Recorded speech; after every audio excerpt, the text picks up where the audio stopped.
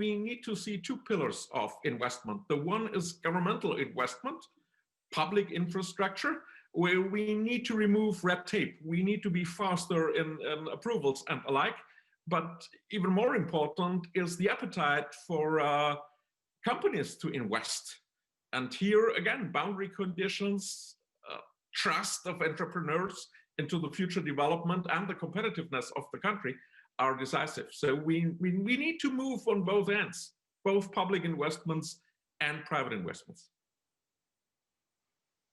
So if you talk about trust, do you mean investment schemes or more, sort of investor-friendly schemes like tax avoidances, etc.? What do you have in mind if you talk about attracting investment to Germany?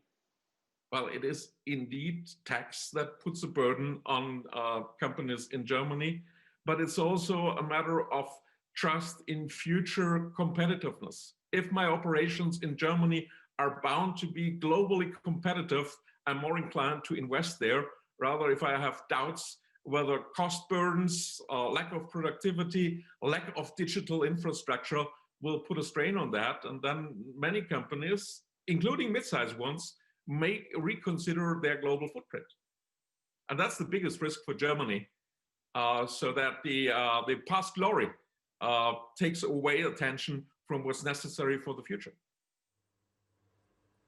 Professor, earlier this week you urged a new strategy for coronavirus.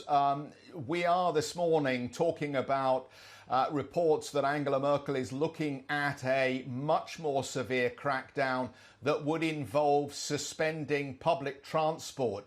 Can I ask you, what do you think the impact would be from that on the German economy, and how resistant are you to see that take place?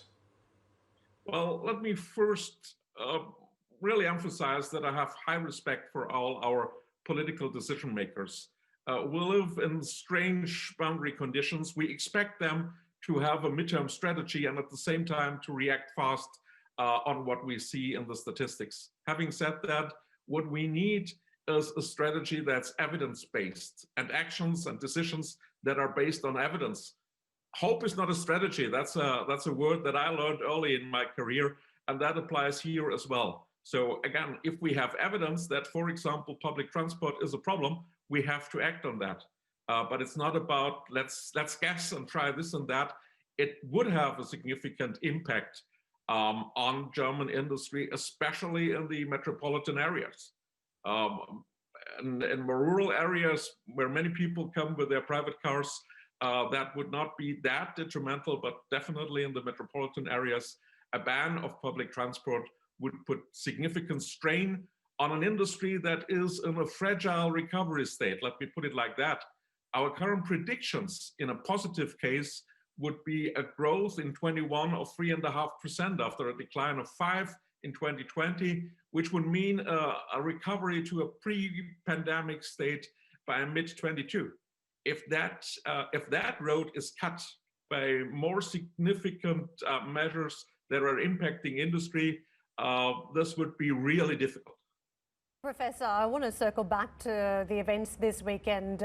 Many people want to know what comes next after Angela Merkel, given she's been so instrumental in crisis situations in Europe, even most recently around coming up with this European Recovery Fund, initially with the French. As we have three main candidates for the party leadership, but not a huge amount of diversity, three men in their 50s and 60s from the same Western state, I wonder how much more diversity exists under the hood from what we're seeing on the surface here, and what this also means for the future, because there's no guarantee that any of these candidates will also run for the Chancellor role down the track. Well, you know, diversity has many dimensions, and the political systems with currently 6 parties in the federal parliament, there is quite some diversity, and some Germans are joking that junior voters who go to the elections for the first time now at the age of 18 have never recognized a different chancellor than Angela Merkel. Actually, there's a joke around saying, young people, well, is there a chance that a man can be chancellor in Germany? So there is a lot of diversity, but seriously, our discussion is more based on content rather on individuals. So whoever may lead the Christian Democrats whatever will be the result of the election, it's about having serious discussions on what the industrial core of this country needs. And Germany is an industrial country. It is depending on its export, what we see from the numbers every quarter. So that will be the discussion with any government that we may have in September.